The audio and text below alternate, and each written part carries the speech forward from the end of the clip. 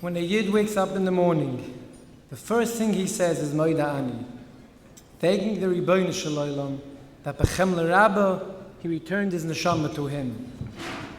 I never realized the magnitude of this daily chesed until one day when it did not quite happen. It was just about 8 years ago when our 22-month-old daughter, Ruchama Liba, just didn't wake up in the morning. It started out as what we thought was a regular Tuesday. I had left early for the day and my wife was taking care of the other children, while assuming Ruchama Liba was just innocently catching up on some sleep. When the kids were settled, my wife went to her crib to check on her, to be sure she was okay. But she wasn't. The cute little baby she put to sleep the night before was now hardly conscious, with her eyes rolling. As we lived in Yerushalayim at the time, she was rushed into Shari Tzedek Hospital. When I met him there, I took one look at my daughter and knew that something was very wrong. We needed a lot of Rachamei Shemaim. They ran a battery of tests, and finally a doctor came out and informed us that there was a mass on her brain. It might be a cyst, it might be blood, or it may be a tumor. Obviously, we hoped for the best. With much siyata d'shmaya, it was arranged for her to be transferred to Ichilov Hospital in Tel Aviv to the top neurosurgeon in the country. The doctors braved the transport, and after having to pull off to the side of the road several times to stabilize her, we miraculously made it to Ichilov. We thought we were coming to take an MRI, meet with this top doctor, and see what his thoughts are. But all of a sudden, his associate appeared in front of me with a paper and pen and said, "Sign." When I started to question her about what I was signing, she gave me one of those piercing looks and said, "If I stop to explain, we may lose your daughter." So I signed. Ruchama Liba was rushed into emergency surgery without even a chance to have a pre-op MRI. It was a critical situation. After many long hours of tefillas and tears, the doctors came out and broke the news to us. Our daughter had a brain tumor.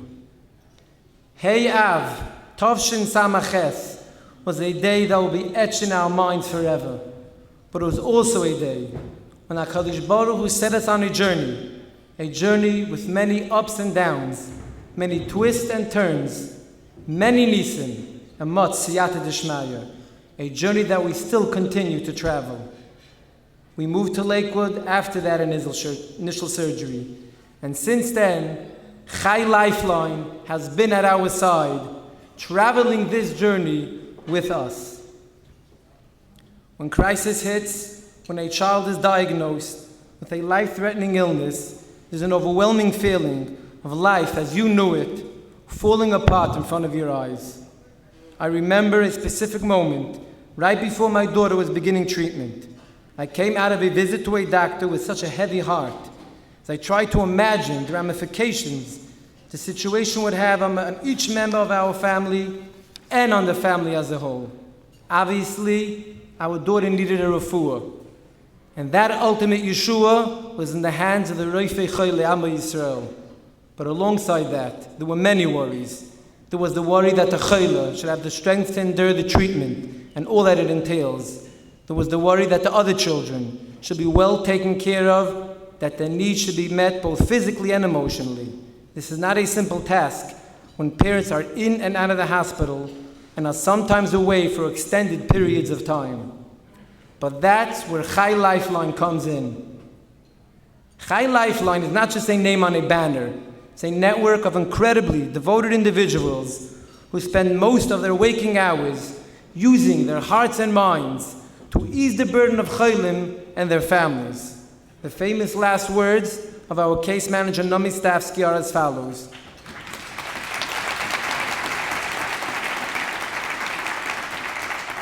Tell me what's going to work for you and we'll make it happen.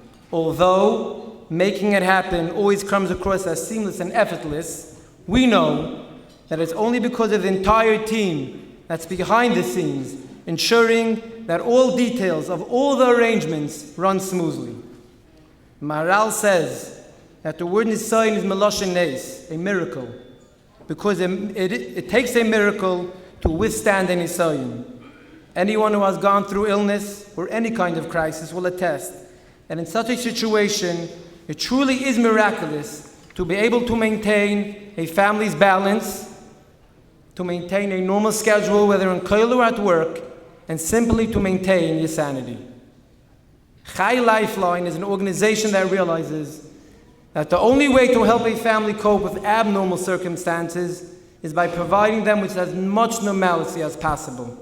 And they also realize that for every family, this means something different.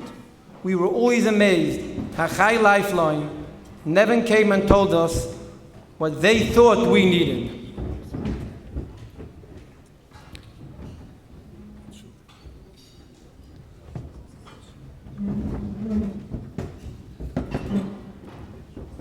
But rather came and saw what we really needed. They stepped into our shoes, into our home, into our daily schedules, and valued what was important to us. I remember my first encounter with Rabbi Fried years ago, when my daughter was about to start her first protocol of chemo. It was the beginning of a long winter's man, and he sensed the turmoil inside me. I knew the achrayis that rested on my shoulders, and I couldn't imagine being able to combine that with an achrayis to a chavrusa on a normal schedule. I felt that the responsibility to shuttle back and forth between our house and the hospital, and at the same time to be on hand for our other children, because my wife was with Ruchama Liba, would make it impossible to accomplish anything else. Rabbi Fried said to me, Chaim Oizer, you can be in a Beis Medrash. We will be available for the transportation. We will be ready to take care of your children when you can't, and you will be able to be focused on what you need to do without worrying about everything else.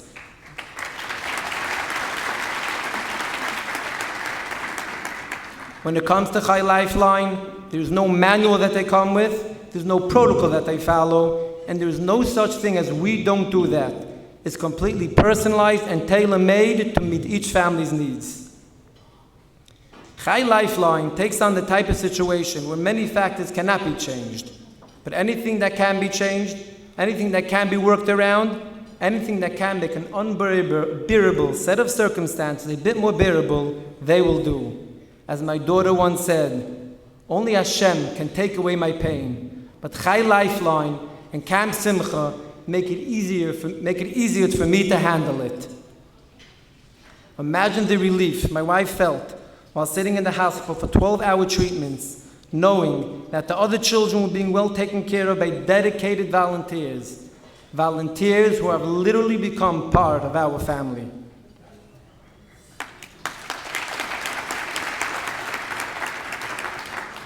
Imagine the menuchas hanefesh these volunteers provided us by showing up time and time again on minutes' notice during the day and sometimes even at night to take over in the house when we had to rush into the hospital in an emergency.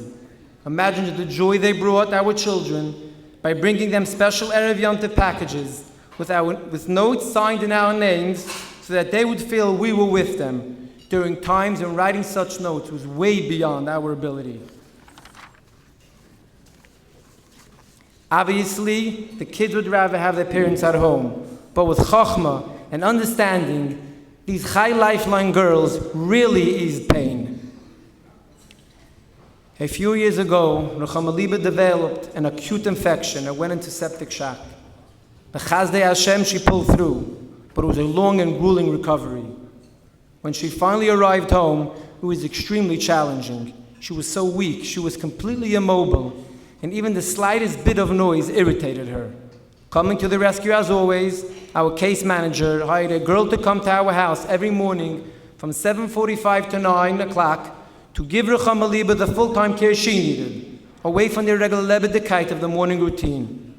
The other children were able to get the care and attention that they so badly needed, and this enabled everyone to start their day in a more relaxed way.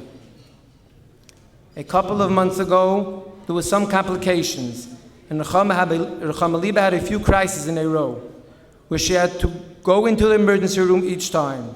Besides the physical pain that she was in, her matzav ruach was quite low. All it took was one phone call, and there were girls at our doorstep with their bags packed who spent the night in the ER along with us in Rechama Liba to make it a bit more freilich for her and to boost her spirits. When I try to think how I can describe in one sentence what Chai Lifeline has done for our family, a certain story comes to mind. It was about 5 years ago. Through all those years that Rechama Liba was unable to join a regular class, she had a private motor that was sent by Chai Lifeline to homeschool her. The motor had been away for a week, and when she returned home, one of her first steps was to come visit my daughter. It was a particularly rough day for Rechama Liba, and she really wasn't feeling well. The motor was excited to catch up on the week and asked her, "How are you doing?" Rechama Liba put on her jolly voice and answered, "Good." The motor then continued to ask her, "How are you feeling?" And then Rechama Liba answered on a lower key, "Not so good." The motor put on a confused look and said, "But you just told me you were doing good." Rechama Liba looked her straight in the eye and told her, "Doing and feeling are two different things." At that moment, Rechama Liba taught us that whether or not she feels well, we still have to do well. This is the mahalach that Rechama Liba lives by. And in a nutshell, it is the way that Chai Lifeline has enabled our family to live. As I mentioned before, her Yeshua is in the hands of the Reifei Chaylim. And our job is to maintain a steady course in every matzav. Without Chai Lifeline, I don't know how we could have done it. With the help of Chai Lifeline, we have Baruch Hashem made it till here, and the Ezes Hashem look forward to better. For that, we have an endless amount of Hakaras HaTov.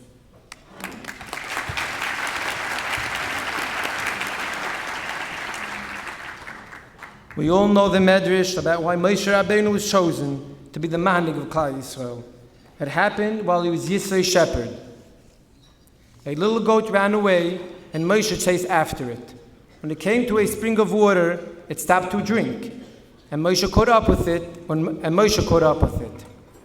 He said, "I didn't realize you were thirsty. You must also be tired." So he picked it up on his shoulders and carried it home.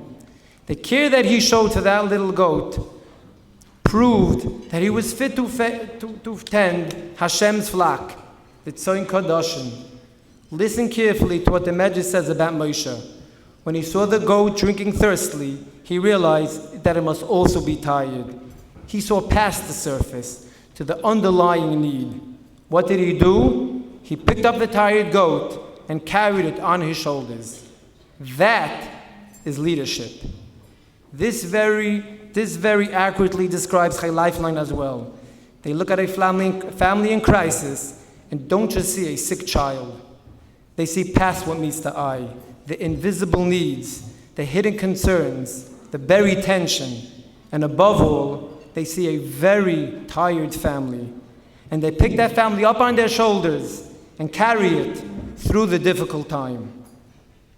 I said before that Nisayon is Miloshay Nes. It's a miracle when we pass a difficult Nisayon. Chai Lifeline makes miracles happen. We look forward to the time when such miracles will no longer be needed, when the Nisim of Mashiach take away the Hester upon him, when all the Chaylim will be Nisrape, and we'll be able to say to see Oipnei Melech Chaim b'mheira b'yameinu Amen.